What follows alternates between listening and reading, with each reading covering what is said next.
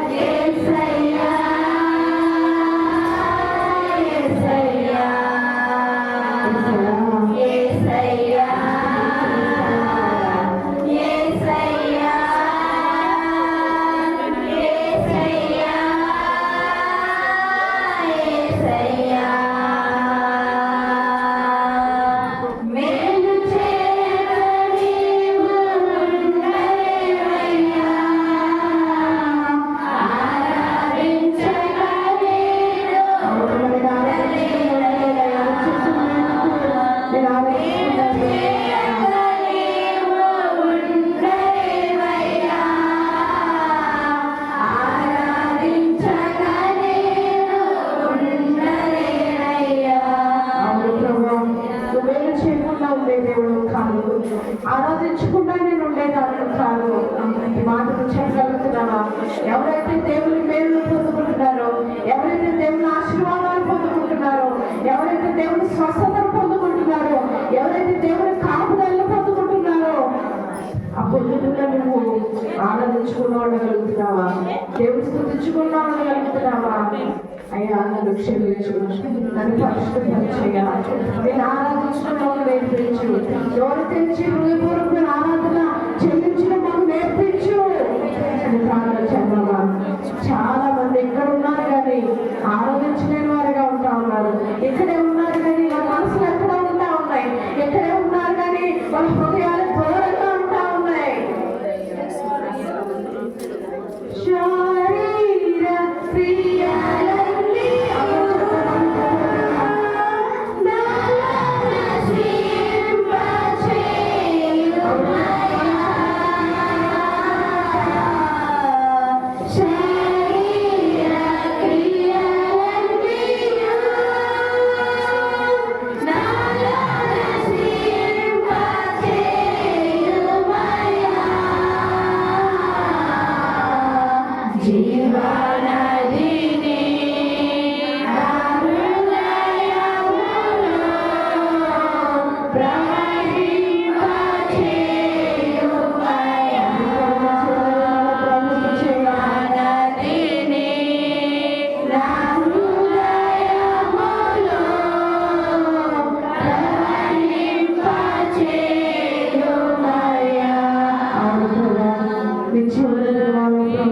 దయచేయండి అయ్యా. ఇక్కడే ఉంటూ నీకు దూరంగా ఉన్న ప్రతి బిడ్డ శరీర క్రియలను మీరు నాశనం చేయమని అడుగుతా ఉన్నాం. మనుషుల మోసం చేయొచ్చేమోగానే, మనుషుల దగ్గర దాయొచ్చేమోగానే, మనుషుల ముందు నాటకాలు ఆడొచ్చేమోగానే, నీ దగ్గర నాటకాలు ఆడితే పరిస్థితి ఏమైపోతాడో ఒకసారి గ్రహించుకుంటూ నేర్పించవా. మీతోనే ఉన్నామనుకుంటూ మా మాటలు మారలకు, మా చూపులు మారకుండా, మా ప్రవర్తన మారకుండా ఇదే ఆస్వాదించే వారిగా మేము ఉంటున్నామయ్యా. మా శరీర క్రియలను నాశనము చేయ. ఒక్క క్షణములో వదిలిపెడితే మేమేమైపోతామో. ఇంతలో కలవరాత్రిలో మాయమైపోయే ఈ పనికిరాని జీవితం కోసం దేనికి ప్రాములాట, దేని కొరకు పరుగు పడుతున్నావు, ఏ పాపం వైపు జోగాడుతా ఉన్నావు, ఏ పాపాన్ని విడిచిపెట్టలేకపోతా ఉన్నావు. దేవుడు కొంత బ్రతకడం కష్టమైపోతా ఉందా, పాపాన్ని విడిచిపెట్టడం కష్టమైపోతా ఉందా. దేవుడు సన్నిధివాడు ప్రభా నేను వదిలిపెడతానయ్యా, నేను విడిచిపెడతానయ్యా, నీకు దుఃఖకరంగా నేను ఉండనయ్యా అని శాపాన్ని పొందుకోవద్దు. నేను పొందుతున్నాం. నోరు తెచ్చి ప్రార్థన చేద్దాం. మొదటిసారి ప్రార్థన చేస్తూ ఉండగా మనం వేటుకు వెళ్దాం. పరిశుద్ధుడ మహోన్నతుడ ప్రేమల మా తండ్రి వేలాది వందనాలు స్తుతిస్తోత్రాలు తండ్రి. అయ్యా గడిచిన వారం అంతా ప్రభుని రెక్కల్చాన్ని భద్రపరిచి ఈ వారం అయినా తండ్రి ఈ విశ్రాంతి దినాన్ని మాకు ఇచ్చినందుకు వేలాది వందనాలు అయ్యా. తండ్రి అని పిలవడానికి కూడా యోగ్యత ఏమి ఉన్నాం ప్రభు. అయ్యా నిజమే తండ్రి, మాలో ఉన్న శరీర క్రియలన్నీ ప్రభు నశింప చేయండి తండ్రి. అయ్యా మేము దేనికైతే ప్రభు పరిగెడుతున్నామో, దేనికైతే అలసిపోతున్నామో ప్రభు వాటన్నిటి నుంచి దూరపరిచేది ప్రభు. ఏ అపవాదికి దుష్టుడికి మా మీద అధికారులను సహాయం చేయండి ప్రభు. అయ్యా మేము ఎక్కడ జారిపోయామో, ఎక్కడ పడిపోయామో మమ్మల్ని క్షమించండి ప్రభు. మీకు లోబడి కృపను ధన్యత మాకు దయచేయండి తండ్రి. అయ్యా ఈ ఆరాధన చేతికి అప్పగిస్తున్నాం తండ్రి. అలాగే ప్రభు ఇప్పుడు చెప్పబోయే వాక్యం ద్వారా మాతో మాట్లాడండి, మమ్మల్ని సరిచేయండి ప్రభు. నిన్న వాక్యాన్ని ప్రభు మేము వదిలివేయకుండా ఇక్కడే విడిచిపెట్టకుండా నాయన మాతో మేము మోసుకెళ్ళి మా హృదయమైన పలంలో రాసుకొని ప్రభు వాక్యానుసారంగా జీవించే కృపను ప్రభు నాకును మాకును అందరికీ దయచేయమని, చిన్న ఆరాధన సరి చేసుకుని ప్రార్థన ప్రతిఫలం దయచేయమని యేసు నామములో అడిగి వేడుకుంటున్నాం తండ్రి. కూర్చున్నామా. సాక్షాత్ సమయం సాక్షాత్